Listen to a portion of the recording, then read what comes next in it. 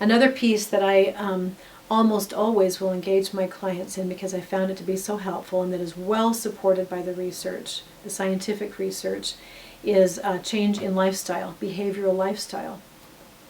I think truly that one of the other reasons in these last 30 or 40 years that depression and other emotional challenges have become so widespread is because, very simply, we are living in a manner that is farther and farther away from the manner in which our bodies and our brains were designed to function effectively. Our bodies were designed to function on sunlight, sleep within the period of time when the sun comes up and when it goes down, of food that is, rich with nutrients and natural enzymes and free of chemicals, a body that is active throughout the day in the sunlight, using muscular systems. That is the lifestyle that we were designed to live for health and for happiness. Needless to say, in that very short list I just gave you, that is a lifestyle that is becoming increasingly countercultural every year. Not just for us, but for our children. Day and night, we tend to be sitting down, inactive, eating junk food, using electric light to stay up way later than is in our best interest, and then recovering the next morning by getting up way after the time the sun gets up. We are literally living in a manner that is at war with the needs of our own bodies and our own brains. That has a chemical as well as a biological impact.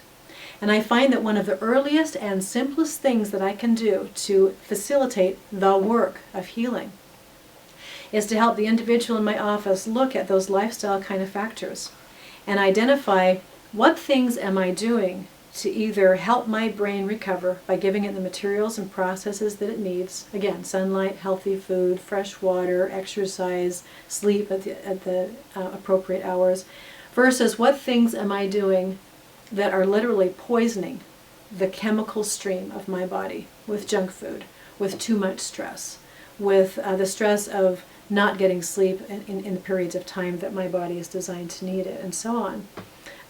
That kind of lifestyle change is most definitely work, because it is so very different than the way that most of us are living. But I find it's one of the simplest and most practical and most important things that can be done to help a person heal from the inside out. One of the other things that I'm finding more and more to be a practical method for healing from the inside, again, whether that involves a spiritual process or not, is for that individual to be very conscious of the way that they're using media and technology. We live in a world where those things are becoming ever present. During the entire course of our days, we're tapping on our computers or engaging with our iPhones or whatever else. We're literally, our eyes and bodies and brains are engaged with electronic devices. And then we leave our workplaces and we go home, and what do? We pull out our recreational electronic devices and we watch the TV show, or we watch the DVD, or we check our Facebook, or we text our friends, or whatever else. Our bodies and our brains were not designed for that. And although that has become more and more of the fabric of our culture, it's not what we were designed for. We are designed for actual engagement with an actual physical world with actual other social human beings. There are chemical impacts of all of that.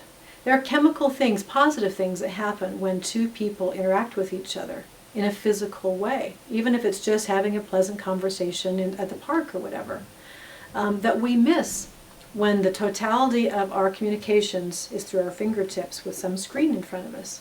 We literally miss the interaction that comes even from eye contact when we're not interacting with actual humans.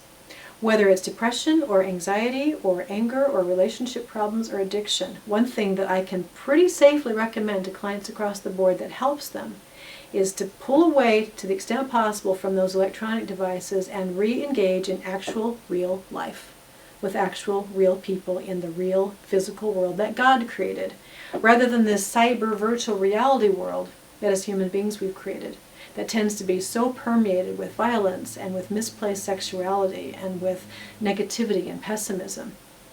The world that God created is still a lot more healthy and whole and vital. That's as true for the atheist as it is for the true believer. Our bodies and our brains function best when we give them supplies and processes that they need to function effectively. So in a very practical way, the work of healing isn't just about reading scriptures and prayer. It is about literally reshaping, redesigning our lives with what has been shown by science, as well as through psychology, as well as through religious experience, to produce the result of a happier, more functional life.